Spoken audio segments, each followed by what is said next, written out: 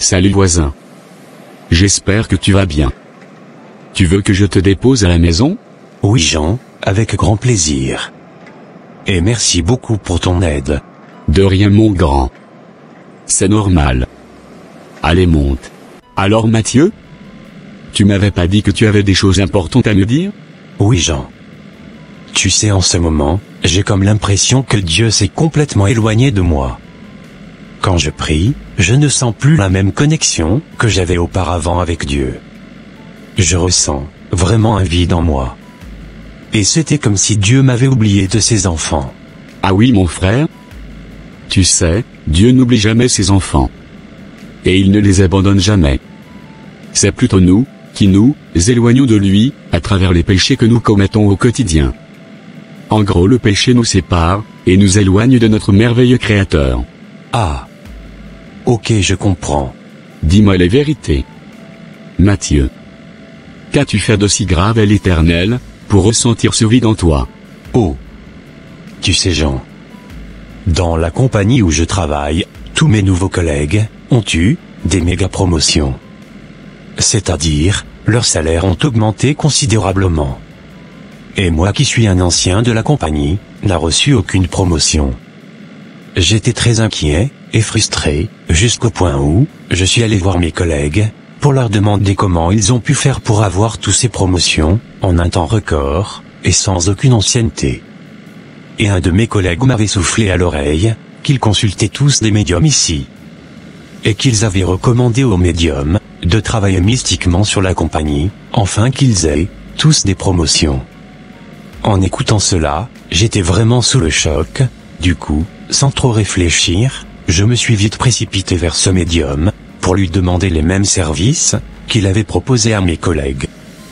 Malheureusement cela n'a pas marché pour moi, et pire encore, j'ai failli me faire virer de ma compagnie, récemment à cause d'un léger retard. Vraiment je ne sais plus quoi faire, je suis vraiment perdu. Et c'est depuis ce temps que lorsque je prie, je ressens plus du tout la même connexion que j'avais avec Dieu. Ah. Voisin. Ce que tu as fait est tellement si grave. Tu sais, le Dieu que nous adorons est un Dieu qui n'aime pas être associé aux idoles. Et il ne partage pas sa gloire. C'est l'une des choses qui pourrait déclencher la colère de Dieu sur un chrétien. Dieu a vraiment horreur que ses enfants aillent vers l'ennemi pour aller chercher des soi-disant réussites. Et en tant que vrais chrétiens, nous ne devons jamais aller consulter les médiums, car ils travaillent tous pour le diable. Tu sais Mathieu, le temps de Dieu n'est pas notre temps. Et Dieu a toujours promis dans sa parole qu'il pourvoira toujours à tous nos besoins selon sa richesse, avec gloire, en Jésus-Christ. En plus, c'est la bénédiction de l'Éternel qui enrichit, et il ne fait suivre d'aucun chagrin. Même si tous tes collègues ont eu des promotions, et que toi tu n'as rien reçu, garde ton calme, et recommande ton sort à l'Éternel, et il agira. Il est un bon papa, et il abandonne jamais ses enfants. Imagine un enfant qui obéit à son père. Ne lui donnera-t-il pas tout ce qu'il veut? C'est pour cela que la parole nous dit, dans Matthieu 7 verset 11, que si donc méchants comme vous l'êtes, vous savez donner de bonnes choses à vos enfants. À combien plus forte raison votre Père, qui est dans les cieux, donnera-t-il de bonnes choses à ceux qui le lui demandent? Tu as complètement raison Jean. Je sais que j'ai commis un grand péché envers l'Éternel. Maintenant comment pourrais-je faire pour rétablir ma connexion avec mon Dieu? Tu sais Jean. Premièrement, tu dois regretter de tout ton cœur ce que tu as fait, et vraiment demander pardon à l'Éternel, de toute ton âme, et de toute ta force, par le jeûne. Car la parole de Dieu déclare que celui qui cache ses transgressions ne prospère point. Mais celui qui les avoue et les délaisse obtient miséricorde. Ah d'accord Jean, merci infiniment pour ces beaux conseils. Je le ferai une fois que je rentrerai à la maison. Ok Mathieu, que toute gloire et honneur soient rendus à notre merveilleux Seigneur et Sauveur Jésus-Christ de Nazareth. Et j'espère bien que tu ne referas plus une chose pareille, car Dieu en a vraiment horreur. Ah non. Plus jamais Jean.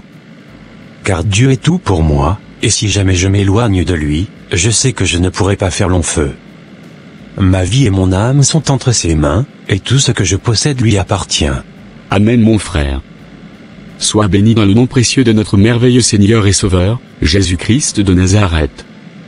Va, et que le Tout-Puissant te pardonne pour tous les péchés que tu as commis. Amen. Amen.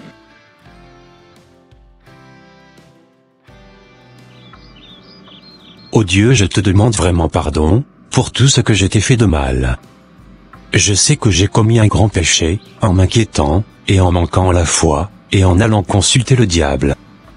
Je suis tellement reconnaissant envers toi, car malgré mes péchés tu m'as gardé en vie, et tu m'as secouru par le frère Jean. Ta parole déclare que tu ne veux pas la mort du pécheur, mais plutôt celle du péché. C'est pour cela je prends l'engagement de ne plus jamais aller consulter le diable pour quoi que ce soit. Je préfère marcher uniquement avec toi, et te donner toute ma confiance. Car tu es fidèle en toutes choses, et tu n'abandonnes jamais tes enfants. Merci infiniment pour la grâce que tu m'as encore accordée, et que ton nom soit glorifié et magnifique jusqu'au siècle des siècles.